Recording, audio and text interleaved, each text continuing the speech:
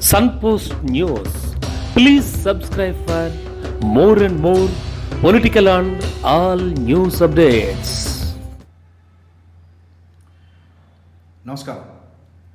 ఈరోజు ఈనాడు వారు వి శోకం అంటే విశాఖపట్నం మీద వారికి ఉన్నటువంటి అక్కసు, ఈర్ష్య, ద్వేషం ఇవన్నీ కూడా 4 సంవత్సరాల నుంచి కంటిన్యూటీలో మళ్ళీ ఇంకొకసారి ఆ ద్వేషాన్ని, ఈర్ష్యని లోపల దాచుకోలేక మళ్ళీ ఇవాళ కక్కేశారు. ఏంటి అని అడిగితే పరిశ్రమలు పెట్టుబడుల్ని వెళ్ళగొట్టారు, ఐటీ రంగాన్ని కుంగదీశారు, మెట్రో ప్రాజెక్ట్ అటకెక్కిచ్చారు, ఇట్లా రాసుకుంటా లులు అనేటువంటి సంస్థని తరిమేశారు. వేల మందికి ఉపాధినిచ్చే 1500 కోట్ల లులును తరిమేశారు అని చెప్పని. అయితే మనం ఎన్నిసార్లు ఈ విషయం చెప్పుకుంటున్నప్పటికీ కూడా మళ్ళా మనం కూడా మాట్లాడాల్సినటువంటి అవసరం ఉన్నది. ఎందుకంటే వీళ్ళు చేసే గోబెల్స్ ప్రచారం అప్పుడప్పుడు మనం ఇంతకుముందు విన్నది మర్చిపోవచ్చు. అసలు ఏంటి లులు? ఈ లులు సంస్థ అనేటువంటిది ఆంధ్రప్రదేశ్ చంద్రబాబు నాయుడు గారి ప్రభుత్వము 14 ఎకరాల భూమిని 33 సంవత్సరాలకి లీజుకి ఇవ్వటం జరిగింది. విశాఖపట్నం సాగర తీరంలో ఉన్నటువంటి భూమి. అది ఏపీఐఐసి వారు 33 సంవత్సరాల లీజుకి 7 కోట్ల రూపాయలకి 1000 కోట్లు విలువ చేసేటువంటి భూమిని లీజుకి ఇచ్చేశారు. ఆ సంస్థ 24 ఫిబ్రవరి 2018న ప్రారంభోత్సవం కూడా చేయటం జరిగింది.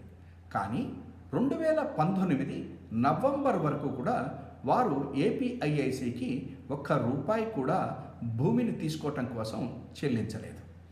ఇక్కడ మనం వేయాల్సినటువంటి క్వశ్చన్స్ లేకపోతే మనకు రావాల్సినటువంటి సమాధానం ఏంటంటే, విశాఖపట్నంలో 1000 కోట్ల రూపాయల విలువ చేసేటువంటి భూమిని అంత తక్కువ లీజుకి ఎందుకు ఇచ్చారు అనేటువంటిది మన రామోజీరావు గారి ఈనాడులో మనకి ప్రశ్నకి ఆన్సరు దొరకదు. తర్వాత ఇంత విలువైనటువంటి భూమిని తక్కువ ధరకు ఇచ్చినటువంటి దాని గురించి రామోజీ గారు ఇంతకుముందు కానీ ఇప్పుడు కానీ ఎప్పుడు దాని గురించి రాయరు. తర్వాత 2018లోనే లులు సంస్థ తీసుకుని 2019 నవంబర్ వరకు కూడా ఎందుకు రూపాయి చెల్లించలేదు ఏపీఐఐసికి అనేది కూడా వారు రాయరు. ఇంకొకటి ఏంటంటే, లులు సంస్థ కట్టేదేంటి, దేనికోసం? షాపింగ్ మాల్, కన్వెన్షన్ సెంటర్ అయితే దానివల్ల 5000 ఉద్యోగాలు వస్తాయి అని చెప్పనని రామోజీ గారు చెప్తే, మరి చంద్రబాబు గారి యొక్క విజన్ ఈయన నుంచి వచ్చిందా, ఈయన విజన్ ఆయన నుంచి వచ్చిందా అనేది మనం చూడాలి. అంటే 1500 కోట్ల పెట్టుబడితోటి 1000 కోట్ల విలువ చేసే భూమిని 7 కోట్ల రూపాయల లీజుకి 33 సంవత్సరాలు తీసుకున్నటువంటి సంస్థ అసలు అంత తక్కువ ధరకి ఎందుకు ప్రభుత్వం ఇచ్చింది, చంద్రబాబు గారి ప్రభుత్వం అనే క్వశ్చన్ ఉండదు. అసలు కన్వెన్షన్ సెంటర్కి, షాపింగ్ మాల్స్లో 5000 మందికి ఉద్యోగాలు ఎట్లా వస్తాయి అనేటువంటిది రెండో క్వశ్చన్ అయితే, మూడోది అసలు 2018 24 ఫిబ్రవరిన ప్రారంభోత్సవం చేసి 2019 నవంబర్ వరకు ఎందుకు ₹1 కూడా చెల్లించలేదు అనేటువంటిదే లులు మాయ. ఆ మాయ గురించి బయటపడకుండా రామోజీరావు గారు ఈనాడులో చంద్రబాబు గారి ప్రభుత్వం ఇచ్చినటువంటి పెద్ద పెట్టుబడుల గురించి రాస్తూ ఉంటారు.